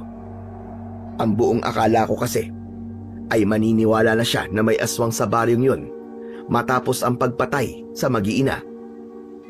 Dahil diskumpiyado ko, ay inaya ko si Lolo Pedro na umalis dahil nagsasayang lang kami ng oras sa pakikinig kay Kapitan Hilario.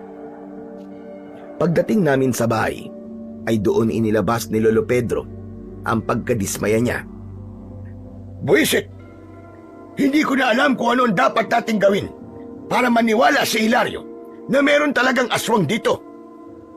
Ilang pamilya pa ba ang dapat mawala bago siya maniwala? Kaya nga po inaya ko na po kayong umalis eh. Kasi baka hindi na po ako makapagpigil. At kung ano pa ang masabi ko sa kanya, baka kapag ganun po ang ginawa ko, ay mas lalo niya po akong pag-initan. Maging ako ay naiinis sa mga sinabi niya, Irene. Hindi siya makakapag-isip ng tamang solusyon kung patuloy niyang itatanggi ang katotohanang may aswang sa baryong ito. Mas lalo po tuloy lumalakas ang kutob kong meron pong itinatago si Kapitan Hilario sa ating lahat. Siguro po mamayang gabi ay mag-uumpisa na po ako magmanman sa kanya. Sa tingin ko ay tama ka.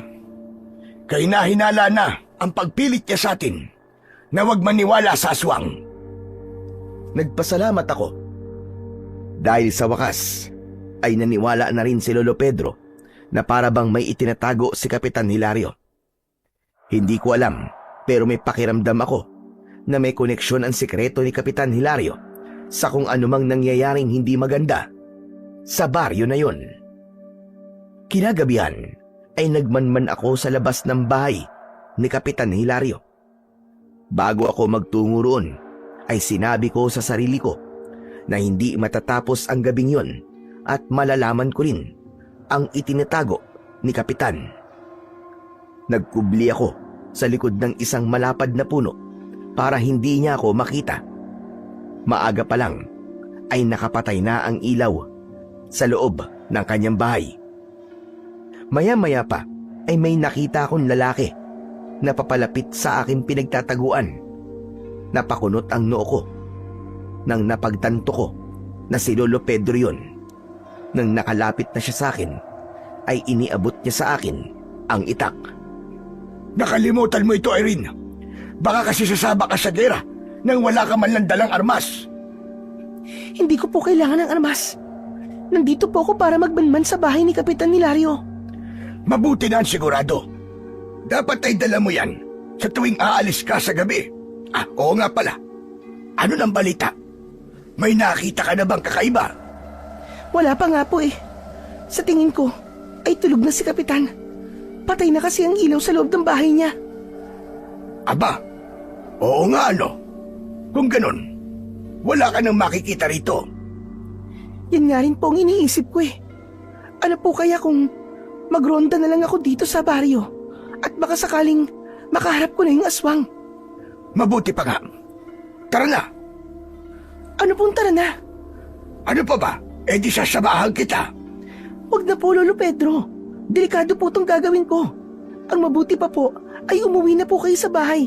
Magkandado po kayo ng pinto at mga bintana. Uuwi rin naman po ako ron mamaya. Hayaan mo na akong samahan ka. At hindi rin ako makakatulog nito nang dahil sa pag-aalala sa'yo. Huwag kang mag-alala.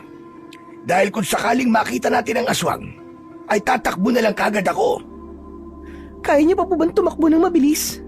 Hindi po ba nung nakarang araw ay nagrereklamo kayo dahil masakit na po ang mga tuhod niyo? Ano ka ba naman? Nung nakaraan pa yon. Ngayon, maayos na ang mga tuhod ko. Saka sigurado ko na kahit masakit ang tuhod ko, ay makakatakbo pa rin ako ng mabilis nang dahil sa takot kapag nakita ko na yung aswang. Magsasalita pa sana ako nang narinig namin ang pagbukas ng pinto ng bahay ni Kapitan Hilario. Hinila ko si Lolo Pedro at umupo kami para walang makakita sa amin. Mula sa aming kinaroroonan ay nakita namin si Kapitan Hilario na lumabas na may dalang lampara. Matapos niyang isarado ang pinto, ay luminga siya sa paligid na para bang sinisiguro niya na walang makakakita sa kanya. Hindi nagtagal ay naglakad na siya palayo. Kapansin-pansin na malalaki ang hakbang niya na para bang nagmamadali siya. Saan kaya siya pupunta ng ganitong oras? Hindi ko po alam, Lolo Pedro. Baka naman magroronda siya. Kung magroronda po siya, sana may dala siyang bagay na magagamit niya para ipagtanggol ang kanyang sarili. Nakita niyo naman po na kahit batuta ay wala siyang dala.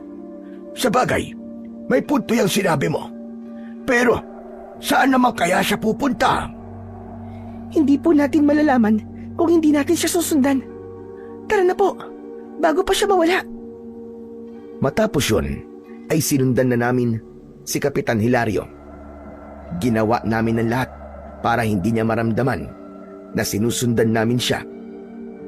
Hindi nagtagal ay pumasok sa gubat si Kapitan Hilario. Nang sandaling yon ay mas lalong lumakas ang hinala ko na meron talaga siyang itinatago. Malinaw kasi na hindi siya lumabas para magronda dahil sa gubat siya nagpunta. Patuloy naming sinundan si Kapitan Hilario, ngunit nang huminto siya ay agad kong hinila si Lolo Pedro para magtago sa likod ng isang makapal na halaman. Nakita namin na luminga sa paligid si Kapitan Hilario. Kinabahan ako dahil baka naramdaman niyang merong sumusunod sa kanya. Mabuti na lang at nagpatuloy siya sa paglalakad. Makalipas lamang ang ilang sandali. Maya-maya na natin siya sundan. Baka naririnig niya ang yabag natin. Sige po. Naghintay pa kami ng ilang segundo bago kami lumabas sa aming pinagtataguan. Pero nanlumo ako nang hindi na namin nakita si Kapitan Hilario. Wala kaming ideya kung saan siya nagpunta o dumaan. Naku po, nasa na si Hilario? Hindi mo ba nakita kung saan siya lumusot? Hindi po eh. Parang ang bilis niyang nawala. Pasensya ka na. Dapat pala sumunod na kagad tayo sa kanya kanina. Ayos lang po, Lolo Pedro. Kung sumunod po kagad tayo sa kanya kanina, ay baka nahuli niya na tayo. Ang mahalaga ay nalaman po natin na nagpupunta siya rito sa gubat ng ganitong oras. Ang kailangan na lang po natin gawin ay alamin kung ano po ang ginagawa niya rito. Hindi ba sabi mo sa akin nun ay pumasok si Hilario doon sa kuweba? Hindi kaya doon siya papunta? Tama po kayo. Tara, pumunta na po tayo ron ngayon. Nagmamadali kaming naglakad ni Lolo Pedro patungo sa direksyon ng kinaroroonan ng kuweba. Mabuti na lang at bilog ang buwan ng gabing yon, kaya kahit paano ay may liwanag ang aming paligid. Dahil kung hindi, mahihirapan talaga kami na malaman ang tamang daan papunta sa kuweba. Nang malapit na kami sa kuweba, ay natigilan kami nang marinig namin ang malakas na pagsigaw ni Kapitan Hilario. Sa klase ng sigaw niya ay para bang nasaktan siya. Nahihintakutang nagkatinginan kami ni Lolo Pedro. Si Kapitan Hilario po yun, di ba? Siya nga, hindi kaya inatake na siya ng aswang? Sa tingin ko po, ay sa kuweba nang gagaling ang sigaw na yon. Nagmamadali kaming tumakbo ni Lolo Pedro papunta sa kuweba. Wala ang mga batong nakaharang sa bunganga ng kuweba, kaya naman sigurado ko na nasa loob nun si Kapitan Hilario. Pagpasok namin dun, ay nakita namin ang lampara ni Kapitan Hilario na nasa lupa. Kinuha yon ni Lolo Pedro at maingat kami na naglakad. Muli naming narinig ang pagdaing ni Kapitan Hilario. Inihanda ko ang sarili ko sa posibilidad na naroroon din ang aswang. Hindi nagtagal ay nakita na namin si Kapitan Hilario. Nakahiga siya sa lupa. Duguan siya at puno ng kalmot at kagat ang kanyang buong katawan. Nagmamadali kaming lumapit sa kanya. Anong ginagawa niyo rito? Umalis na kayo! Nakita po namin papunta kayo rito, kaya sinundan ka namin. Kailangan niyo pong madala kagad sa baryo para magamot ang mga sugat niyo. Pabayaan niyo na ako. Kaya kong sarili ko, umalis na kayo! Hindi ka namin pwedeng iwanan sa kalagayan mo ngayon, Hilario. Sabihin mo sa amin, inatake ka ba ng aswang? Hindi. Isang mabangis na hayop ang may gawa nito sa akin. Tama lang pagsisinungaling mo, Kapitan. Alam kong alam mo na may aswang dito. At alam ko rin na may dahilan kung bakit ka pumupunta sa kuwebang ito. Kaya sabihin mo, anong ginagawa mo rito? Sino ka? Para sagutin ko ang tanong mo na yan, ha? Wala kayong makukuha sagot sa akin. Magmamatigas ka pa rin ba? Kahit huling-huli ka na namin na meron kang hindi sinasabi sa amin lahat. Sige, ganito na lang. Huwag mong sagutin ang tanong ko. Pero ipapaalam ko sa mga tao na nagpupunta ka sa kuwebang ito kahit pinagbabawalan mo lahat na magpunta rito. Sigurado ako na mapupukaw ang atensyon ng mga tao at sila mismo magpupunta rito para malaman nila ang kasagutan sa tanong ko sa'yo. Biglang lumambot ang ekspresyon ng muka ni Kapitan Hilario dahil sa mga sinabi ko. Bumakas ang takot sa kanyang muka at alam ko na naisip niya na posibleng mangyari ang sinabi ko. Mas lalo kong tinapangan ng aking muka para maramdaman niya na hindi ako nagbibiro. Nagulat kami ni Lolo Pedro nang biglang humagulgol si Kapitan Hilario.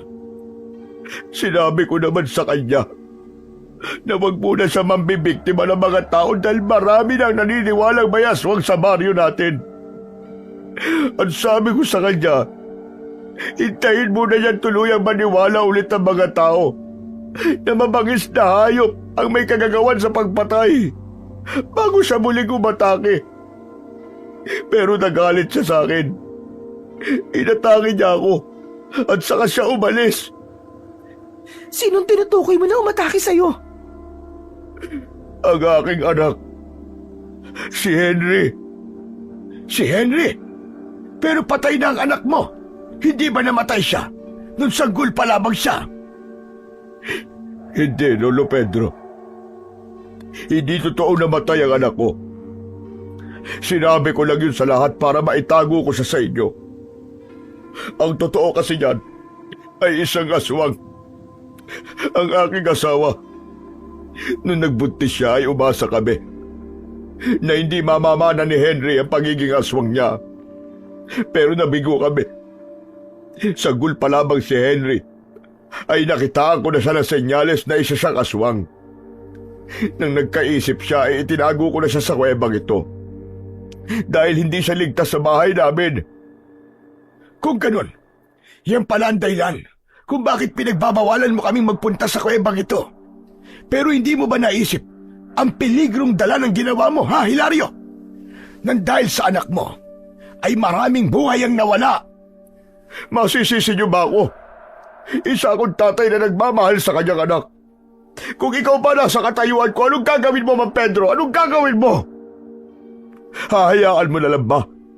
Nakatakutan at patayin ang mga tao ang anak mo dahil isa siyang aswang? Nang sandaling yun, ay naintindihan ko na ang lahat. Maging ang pagtatago ni Kapitan Hilario sa kanyang aswang na anak ay naunawaan ko Pero kahit santig ng anggulo ay mali pa rin ang kanyang ginawa. Tama si Lolo Pedro. Maraming tao ang namatay dahil sa aswang. Maraming pamilya ang naulila at kailanman ay hindi na makakasama ang mahal nila sa buhay. Habang patuloy sa pag-iyak si Kapitan Hilario, ay tumayo ako at mahigpit kong hinawakan ang itak. Kapitan, sabihin mo sa akin, saan nagpunta ang anak mo? Saan nagpunta ang aswang? At bakit gusto mo malaman kung nasan siya? Patawarin niyo ako, Kapitan. Pero kailangan nang mawala ang anak niyo. Kailangan na siyang mamatay. Hindi niyo ba naisip na maging kayo ay hindi na rin ligtas sa kanya? Kayo ang tatay niya, pero nagawa pa rin niya kayong atakihin. Sigurado ako na hindi magtatagal ay pati kayo papatayin na rin niya. Marami na akong aswang na nakaharap at sigurado ako na ang anak mo ay isang uri ng aswang na hindi kayang pigilan ng kanyang sarili kapag nagugutom siya. Tumigil ka! Hindi ako papayag. Napatayin mo ang anak ko! At gugustuhin mong mas marami pang mamatay sa baryo mo, ganun ba? Hindi ba ikaw ang kapitan? Ikaw ang dapat nangunguna na magprotekta sa amin. Pasensya na, Kapitan. Alam kong masakit para sa ito. Pero ito lang ang tamang gawin. Lolo, tara na po. Hanapin na po natin ang aswang. Hindi! Wag! Wag niyo sasaktan ang anak ko. Pag ginawa niyo yun, ako ang makakalaban niyo! Hindi namin pinakinggan ang banta ni Kapitan Hilario sa amin. Dahil sa sugatan siya, ay hindi niya magawang makatayo. Nang nakalabas na kami ni Lolo Pedro ng kuweba, ay iniharang namin ang mga bato sa bunganga nun para pansamantalang hindi makalabas si Kapitan Hilario. Naisip ko na maaaring sa sandaling yon ay umaatake na ang aswang sa mismong baryo. Kaya doon kami nagpunta. Hindi nga ako nagkamali. Dahil nang malapit na kami sa baryo, ay nadinig na namin ang sigawan ng mga tao at pagtangis ng kabataan. Mabilis akong tumakbo at doon ko nakita ang aswang na inaatake ang isang lalaki sa gitna ng daan. Habang tumatakbo ako papalapit sa aswang, ay hinawakan ko ang aking anting-anting ng maigpit. Nang maramdaman ko ang bagyang pag-iinit nun, ay alam ko na handa na akong makipaglaban. Nang nakalapit na ako sa aswang, ay malakas ko siyang tinaga sa likod. Umalingaw-ngaw sa paligid ang malakas niyang sigaw. Lumingon sa aking gawi ang aswang at agad niya akong sinunggaban. Mabilis akong umilag at saka ko pinaulanan ng taga ang aswang. Sandaling lumayo ang aswang at saka siya muling umatake. Sa bilis ng galaw niya ay nagtagumpay siyang sunggaban ako. Napahiga ako sa lupa habang nasa ibabaw ko ang aswang.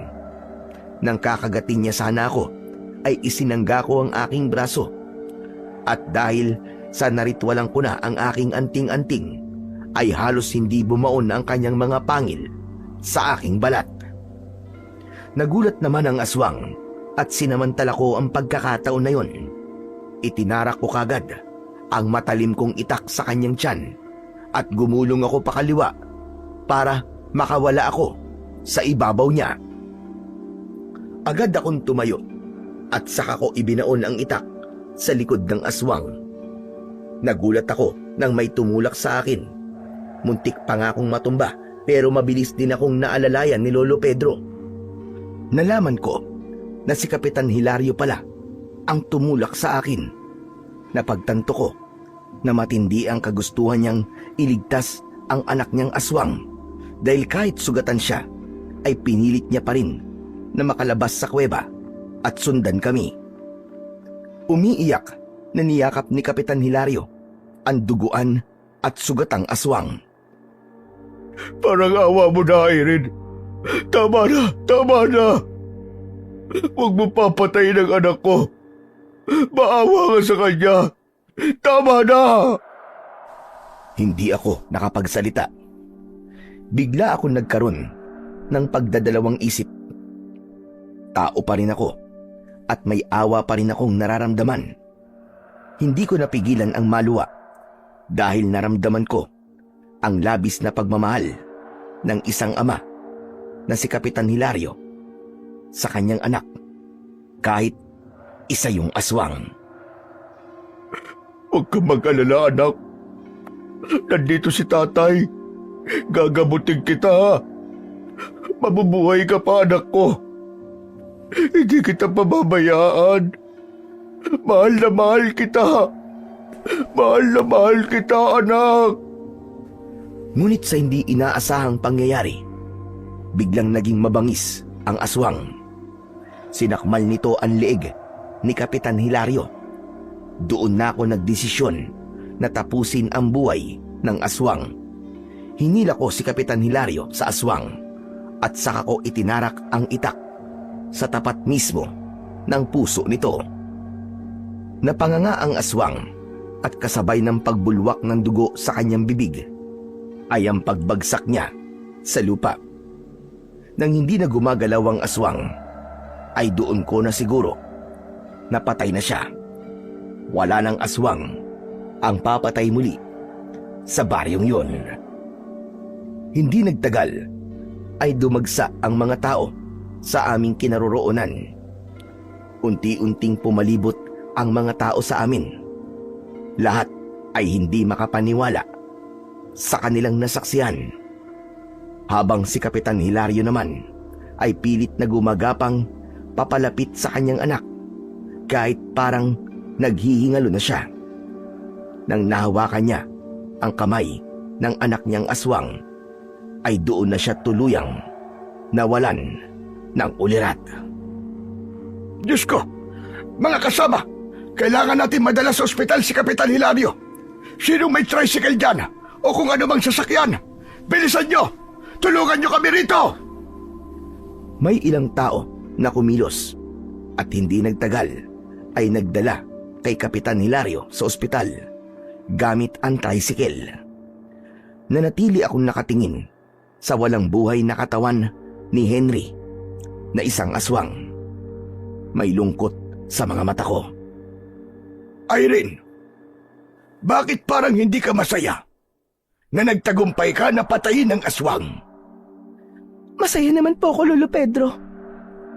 Pero, alam ko po kasi na sa pagkamatay niya ay isang puso ng isang tatay ang nawasak. Naaawa po talaga ako kay Kapitan Hilario. Kitang-kita ko po. Mahal na mahal po talaga niya ang kanyang anak.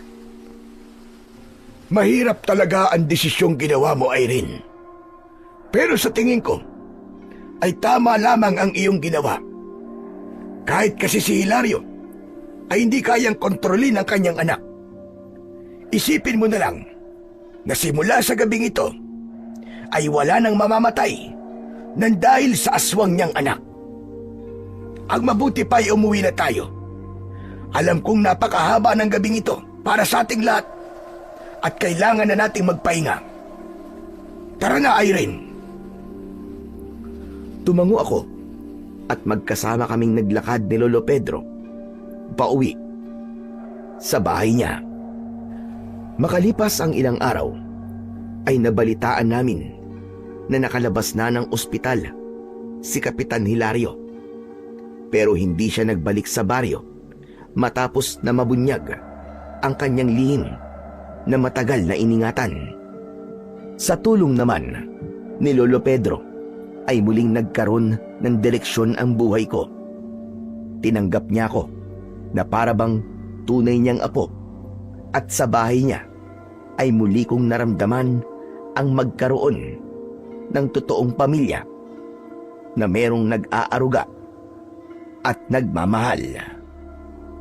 Sa mga nangyari, natutunan kong minsan ay kailangan kong gawin ang isang bagay kahit pa may masasaktan, kung yun naman ang magliligtas sa mas nakararami. Naniniwala rin ako na hindi pa yon ang huling pakikipaglaban ko sa mga kampon ng kadiliman tulad ng aswang. Kaya palagi akong naghahanda Nangako ako sa akin sarili na palagi kong ipagtatanggol sa puwersa ng kadiliman ang baryong tumanggap sa akin bilang isang antingera na dating palaboy. Sa kwentong inyong napakinggan ay pinapakita ni Kapitan Hilario na malinaw na ang kanyang katauhan ay hinubog hindi ng kapangyarihan o ng tungkulin, kundi ng walang kondisyong pagmamahal ng isang ama sa kanyang anak. Matagal niyang itinago at ipinaglaban ng kanyang anak, kahit pa ito'y isang nilalang na kinatatakutan ng marami. Sapagkat sa kanyang mga mata, anak pa rin itong karapat-dapat na mahalin at ipagtanggol. At nang mabunyag na nga na ito'y isang aswang at malaman ang katotohanan at mapatay, naglaho na ang lahat ng lakas ng kapitan para ipagpatuloy ang kanyang panunungkulan.